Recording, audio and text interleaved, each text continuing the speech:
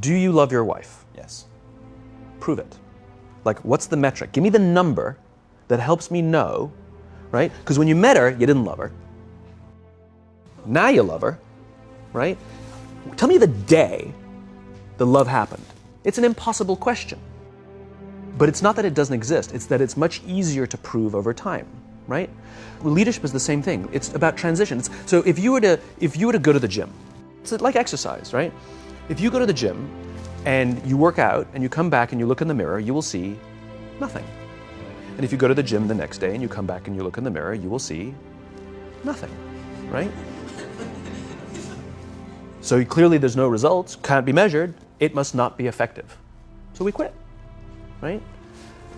Or if you fundamentally believe that this is the right course of action and you stick with it, like in a relationship, I bought her flowers and I wished her happy birthday, and she doesn't love me. Clearly I'll give up. That's not what happens. If you believe there's something there, you commit yourself to an act of service. You commit yourself to the regime, the exercise. You can screw it up. You can eat chocolate cake one day. You can skip a day or two. You know, it allows for that. But if you stick with it consistently, I'm not exactly sure what day, but I know you'll start getting into shape. I know it. And the same with the relationship. It's not about the events. It's not about intensity. It's about consistency, right? You go to the dentist twice a year, your teeth will fall out. You have to brush your teeth every day for 2 minutes. What does brushing your teeth twice a day for 2 minutes do? Nothing. Unless you do it every day, twice a day for 2 minutes, right? It's the consistency. Going to the gym for 9 hours does not get you into shape. Working out every day for 20 minutes gets you into shape. So the problem is we treat leadership with intensity.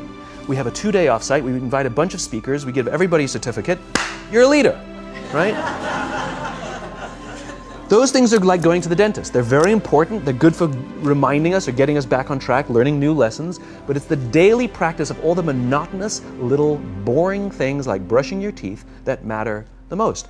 She didn't fall in love with you because you remembered her birthday and bought her flowers on Valentine's Day.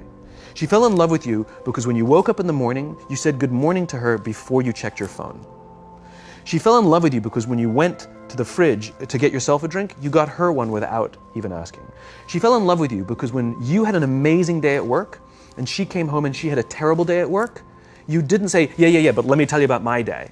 You sat and listened to her awful day and you didn't say a thing about your amazing day. This is why she fell in love with you. I can't tell you exactly what day, and it was no particular thing you did. It was the accumulation of all of those little things that she woke up one day and as if she pressed a button, she goes, I love him, right? Leadership is exactly the same. There's no event. There's no thing I can tell you you have to do that your people will trust you. It just doesn't work that way. It's an accumulation of lots and lots of little things that anyone by themselves is innocuous and useless. Literally, pointless by themselves. People will look at little things that are good leadership practices and say, that won't work. And you're absolutely right. But if you do it consistently, and you do it in combination with lots of other little things, like saying good morning to someone, that looking them in the eye. My friend George, who's a 3-star general in the Marine Corps, he says his test for leadership, and I love this, he goes, his test for a good leader is if you ask somebody how their day is going, you actually care about the answer. The number of times we're walking to a meeting, we're rushing, we go, how are you? Not good, I gotta get to you later, I'm late for a meeting. Right. If you ask the question, you were standing there and you were listening to the answer. It's those little innocuous things that you do over and over and over and over that people will say, I love my job. Not I like my job. I like my job means, yeah, the challenge is great, they pay me well, I like the people. I love my job means, I don't want to work anywhere else. I don't care how much somebody else is willing to pay me. I'm devoted to the people here, and I care desperately about the people here as if they were my family. In business, we have colleagues and coworkers. In the military, they have brothers and sisters. That's how they think of each other. If you really have a strong corporate culture, the people will think of each other like brothers and sisters. It's like a family, right? No. Brothers and sisters. Deep love. Fight, but the love doesn't go away. Bicker, the love doesn't go away. And I'll fight with my sister, but if you threaten my sister, you're going to have to deal with me.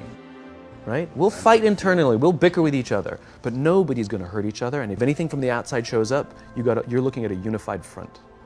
brothers and sisters. Now, how do you create brothers and sisters out of strangers? Common beliefs, common values, parents, in other words, executives who care about their children's success, who care to raise their children, teach them skills, discipline them when necessary, help them build their self-confidence so that they can go on and achieve something more than you could have ever imagined achieving for yourself. That's leadership, an absolute love and devotion for the people who've committed their lives to this enterprise. It's a human thing. So just as you know how your body feels after a good workout, and you know how your body feels after a big greasy meal, you know that one is good for you and one is not, despite what it may taste like. And that's the problem with short-term gains, right? They feel really good in the short term. We're highly, highly, highly trained social animals. We're highly adapted social animals. We can feel social awkwardness, and we can feel when things are going well. You can sense it. You say you have this sense of laughter, around the office. Like, we don't walk around with blinders. We're like I said, we're made to do this. That's why we can assess if somebody's trustworthy or not. That's why we keep our walls and we're like, yeah, his results are great, but I wouldn't trust him. As opposed to letting down your butt, like, I trust her for anything. I trust her with my kids, my money, anything.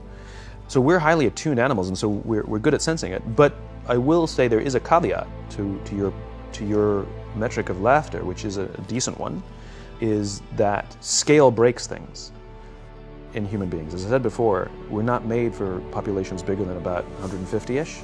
It's called Dunbar's number. Robin Dunbar, a professor from Cambridge University, theorized that we cannot maintain more than about 150 close relationships. And the way he defined a close relationship is, if you're at a bar with a bunch of friends and somebody comes in, would you ask that person to join you or not? And it's about 150 that we would ask them to come join us. And if you think about the reason, that actually makes perfect sense, which is there's two limiting factors. One is time. If you only gave 2 minutes to every person you know, you'd make no close friends.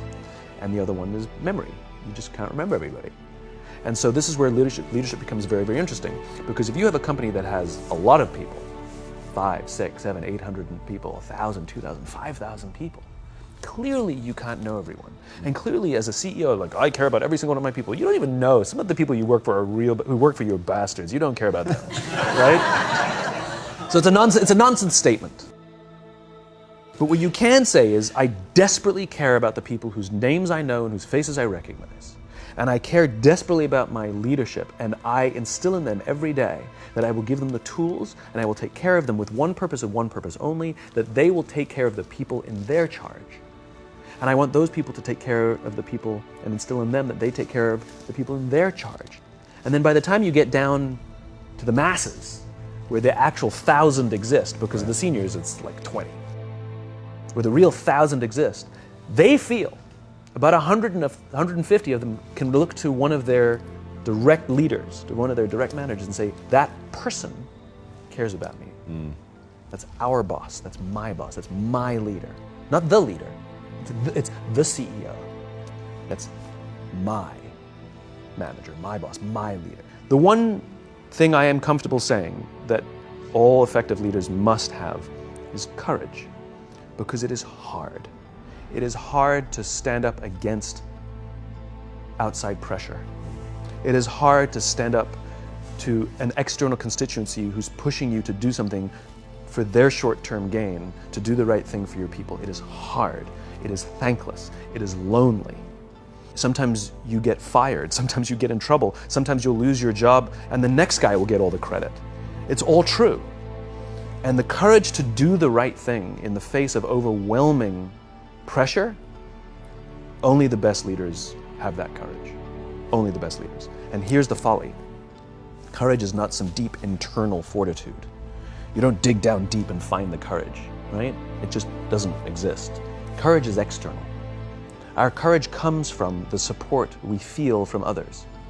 In other words, when you feel that someone has your back, when you know that the day that you admit you can't do it, someone will be there and say, I got you. You can do this. That's what gives you the courage to do the difficult thing. It's not going off to an ashram by yourself somewhere for 4 weeks and coming back and finding the courage. It's not what happens. It's the relationships that we foster. It's the people around us who love us and care about us and believe in us. And when we have those relationships, we will find the courage to do the right thing. And when you act with courage, that in turn will inspire those in your organization to also act with courage. In other words, it's still an external thing. That's what inspiration is, right? I'm inspired to follow your example. But those relationships that we foster over the course of a lifetime will not only make us into the leaders we need to be and hope we can be, but they'll often save your life. They'll save you from depression, they'll save you from giving up, they'll save you from any matter of negative feelings about your own capabilities, your own future. When someone just says, I love you.